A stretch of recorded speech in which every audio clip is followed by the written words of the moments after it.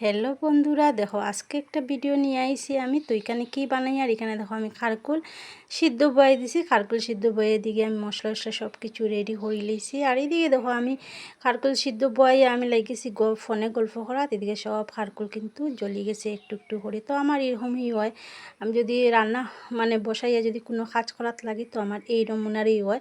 তো রান্না করা তাইলে আমি রান্না করতেই লাগবো, আর অন্য কাজে গেলে কি মোটামুটি আমার এদিন জ্বলবো, কোনো মিস নাই আর কি। তো এই দিয়ে দেখো খারকুলের ভিতরে একটু একটু করে আমি ফুর বড়ি লইয়া। আর খারকুল ফুর তো সবই বালা হয়, সবই বানাইতে জানো। তো আমি আমার নিজের মতো করিয়া শেয়ার করলাম, কই বানাইয়ার যখন তো একটু শেয়ার করি।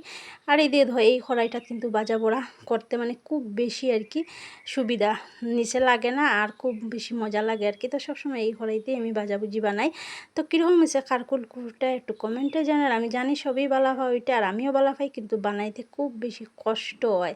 তো এটার লেগিয়া মাঝে মধ্যে খাইতে লাগে, রোজ রোজ খাওয়া কিন্তু সম্ভব না। এটার লেগে আমি একটু বেশি করে বানাই নিলাম, যাতে একটু মুখো লাগাইয়া খাইতে পারি, যাতে আর 10-15 দিনের মধ্যে আর আমার ইচ্ছা হয় না খাওয়ার।